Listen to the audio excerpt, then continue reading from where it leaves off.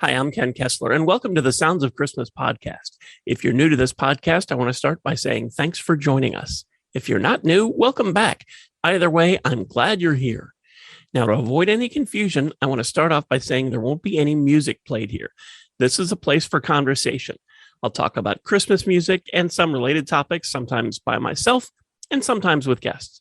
If you're looking for music, just go to soundsofchristmas.com and click on the tree or the player on the front page or on the Listen Now page.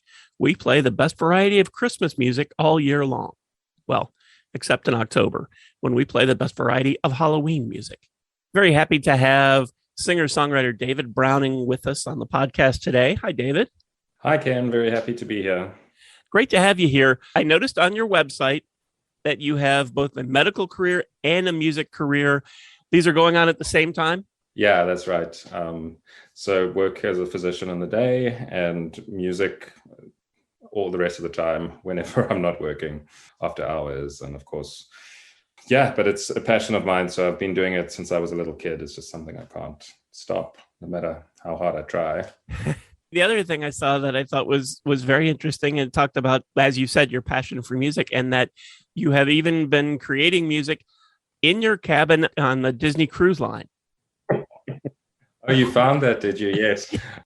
Yeah, I worked for Disney Cruise Line as the ship physician for 2 years, and there was a ward that was never used. So I sort of just converted it into a makeshift recording studio. And I even at one stage was filming videos there. So I had green screens and stuff like imported from Amazon or whatever. Yeah, so that was great. And have you also taught music? It looked like you did some maybe arranging in college, for college, and also for high school bands. In university, yes, I was involved in a couple of choral groups and started off just as a singer and then rose through the ranks, I guess, and then was arranging and conducting for the groups later in my university years. So was pursuing a degree in medicine and pursuing music at the same time, did those go together well, or did it provide lots of challenges? Well, that's an interesting question because it has been something that has been sort of a conflict in my life really since I was young. And it's only recently that I've really come to terms with being comfortable with both and not having to rely on the idea of music being something that will provide me an income. So yeah, I'm quite comfortable at this stage having the two careers, if you will. And but yes, it certainly was at times a conflict, feeling like, what should I do? But I'm quite happy now doing both. And it looks like, if Spotify is to be believed, that your first single came out in 2006, so 15 years ago. I Will Follow You Into the Dark. Is that right?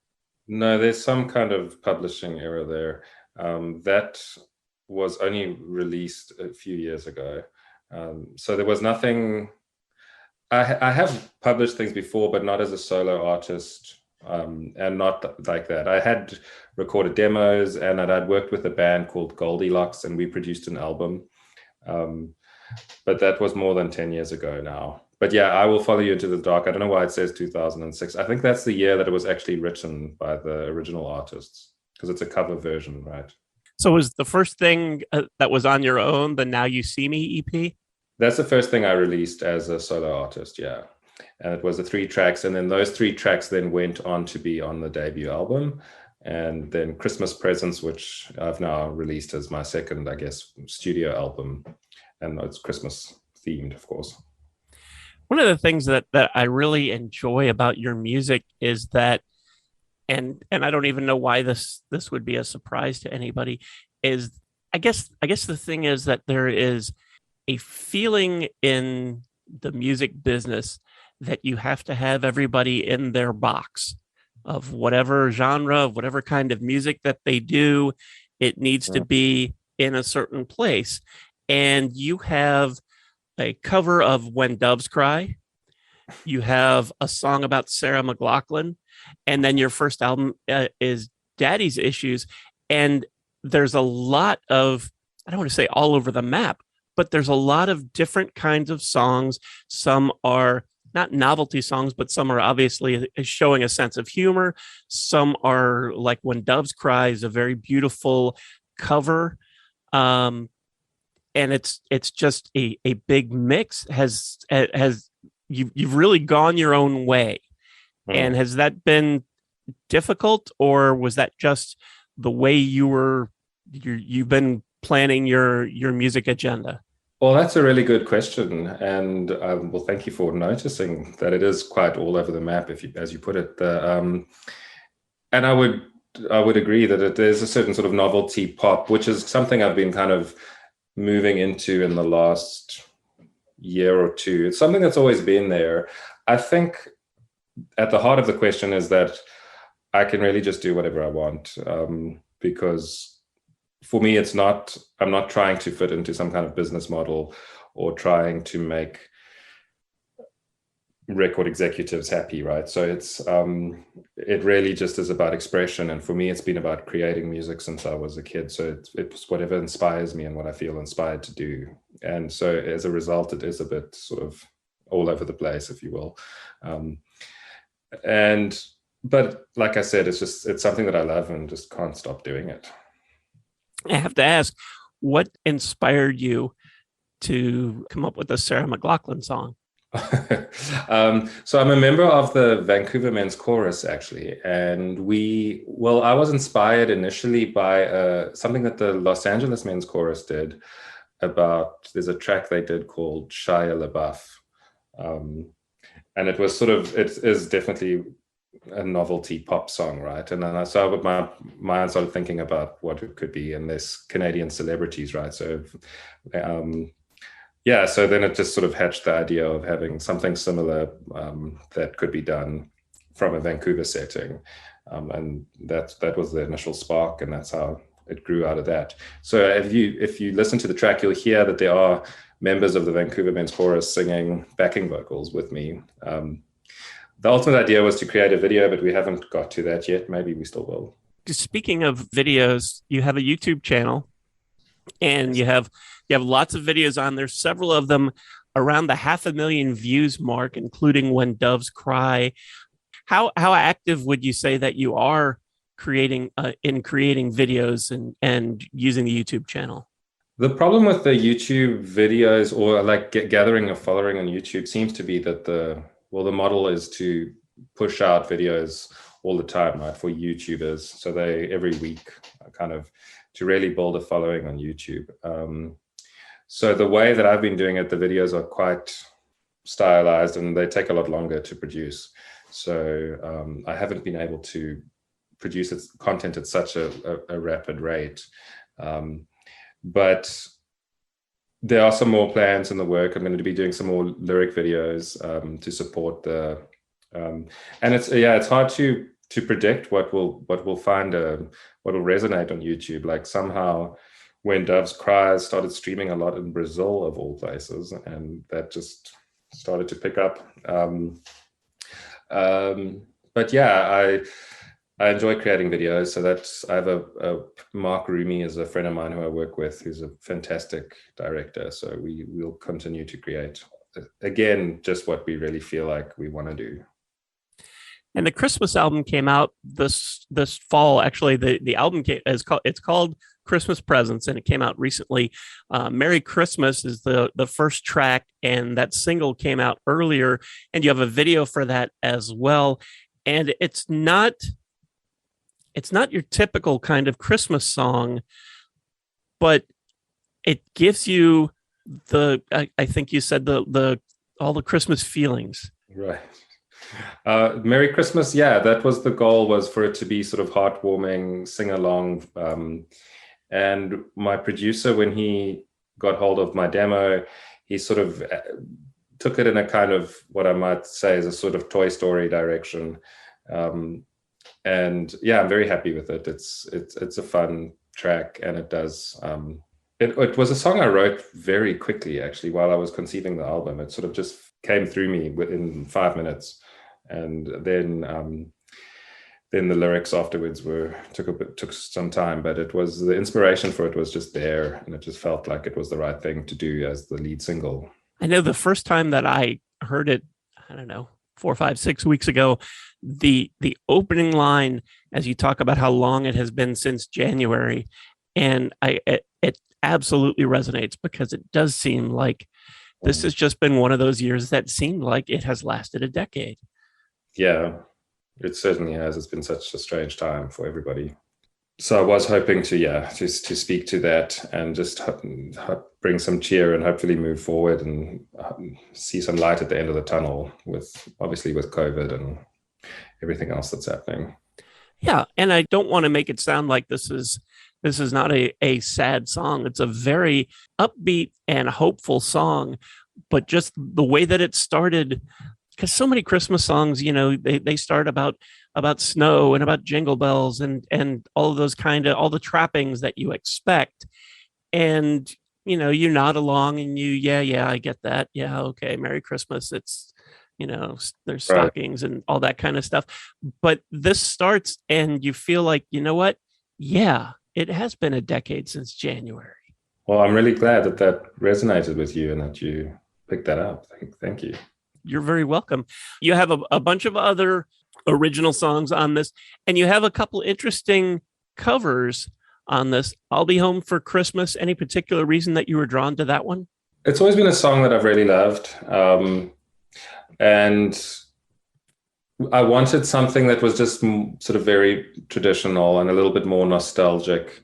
I felt like the album needed something a little bit along those lines towards the end. So, and I did want to have a few covers. I actually had Feliz Navidad originally was supposed to be on the album, but I was unable to secure the license for it, for the cover song. But so we ended up just having Good King Wenceslas and I'll Be Home for Christmas as covers. And Good King Wenceslas is a very interesting choice because it doesn't get covered that much. You'll hear it in movies. Usually you'll hear like Canadian brass performing it or something like that. Right. You don't often hear it. I guess it's just one of those songs that is sort of, I don't know, that we're sort of losing. It's one of those Christmas songs because you don't hear it a lot. So it's I think that's a great choice because nobody else is singing that anymore.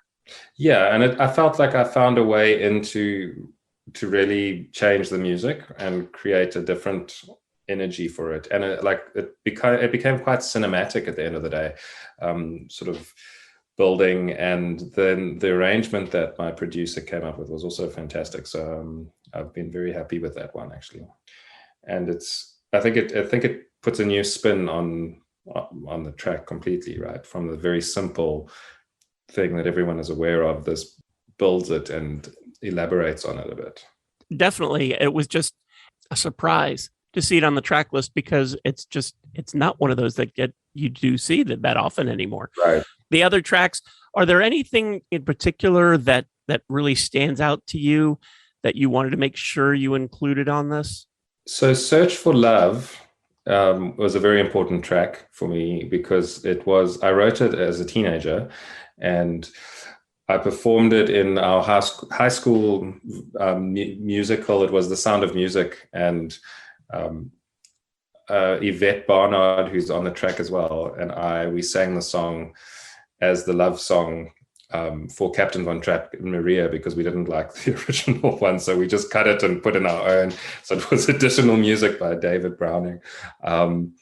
But so anyway, it's been around for over 20 years now. And then when I had this opportunity, and then I got hold of Yvette, who became a professional rock singer, actually, she was on board, and then it ended up being one of my favorites. So yeah, it's something special. And interestingly, that melody that I wrote in high school, it actually came to me in a dream. It's the only time that's ever happened to me that I wrote a song while I was asleep. Like I woke up and I had this melody just note for note in my head, and went and played it, and that was it.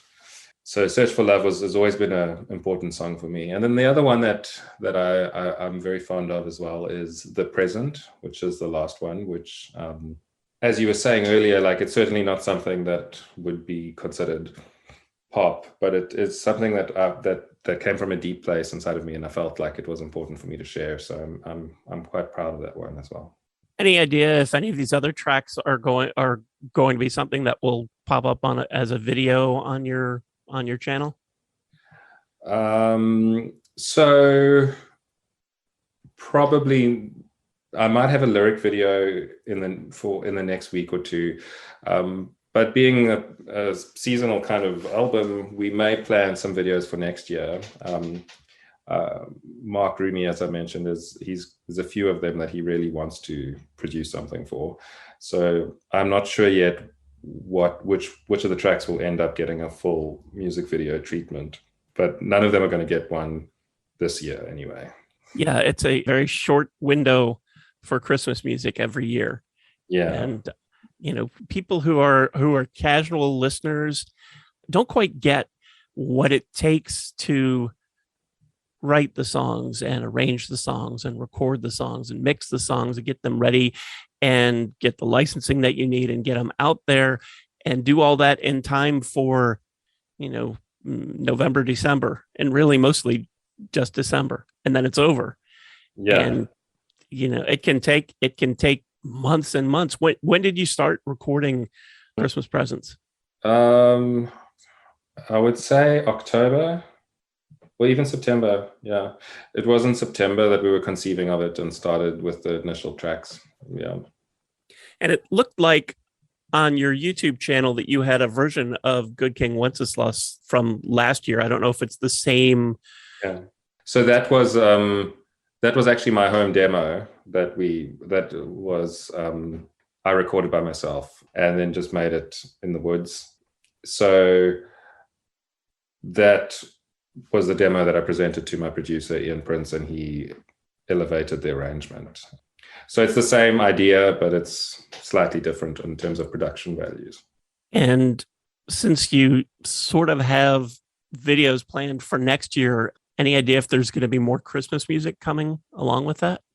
I'm not sure yet. We'll see how things develop, and it's certainly possible. But yeah, there's a whole year first to get through. Right. So see what else comes our way. I'm just a Christmas music guy. I have to ask everybody who comes on the podcast. And I know it's tough because, you finally finished it. You got it out there. And then here's this guy going, so when is there going to be more? Right. Yeah. So not sure yet, but hopefully next year we'll have at least something to supplement it. Maybe make a deluxe version of the album. Maybe I'll secure Feliz Navidad's licensing. We'll see. Any live performances anywhere coming up for you? Not yet. We'll be waiting for the new year to try and to see if we can get that ball rolling again. Any non-Christmas music things on your agenda coming up? So now after this, I'm going to just be taking a break and then writing, as I always do, just sort of ad hoc and slowly start conceiving of what to do next, whether it be a new album or videos or whatnot, but take a bit of a break first, I think. Okay. I have to ask about this, and I'll edit it out if you want, but I couldn't help but notice on the YouTube channel some of your early videos for Banana of the Desert. I made those on the Disney Cruise Line. Those are some of my favorites. So and I animated it myself, which I took. There was some program I found. Yeah, Banana of the Desert. They're really cute, and I love what you wrote about them. There's Starry Banana that you put on there was directed by Vincent van Gogh. There's Tiptoe Through the Tulips that you have introducing Robert Redford. It's very funny. I'm glad you found those. Yeah, that was quite some time ago. Maybe it's time to revisit them. Maybe that's my next project. The Return of the Banana of the Desert. What's the best way for people to keep up with you? Is it through your website, through social media? Yeah, up to their preference. If they want to follow along on Facebook or Instagram, I usually post stuff there. If they want to be on the mailing list, they can sign up on my website, which is davidbrowningartist.com. And yeah, I'd love for people to follow along. Yeah, in fact, if you go to davidbrowningartist.com, right on the front page, up on the right, you'll see links to Facebook, Twitter, Instagram, YouTube, Spotify, and Apple, so you can you can use that as a hub, really, and go wherever you like. You can also listen to some of his songs and check out videos on the website too. David, thank you so much. I'm loving the new album, and I'm looking forward to hearing more from you. And I'm grateful that you spent some time with us today. Yeah, thanks so much for having me, and thank you for so thoroughly researching and finding all the old nuggets. I really appreciate it. Thank you. And thank you so much for listening, helping us share some Christmas spirit, and for helping this podcast continue to grow. Since you're listening to us now, you've obviously found us somewhere. But if there's another site you like to use for podcasts, check out our podcast page on our website for the complete list of everywhere you can listen to the Sounds of Christmas podcast. And the website is soundsofchristmas.com. Then just click on the podcast tab. For the Sounds of Christmas station, to listen to the music, you'll need to stick with our website or our app in the Google Play Store. If you have comments or suggestions, feel free to reach out to me on social media or through the website. Thanks again, and may you always believe in Santa Claus.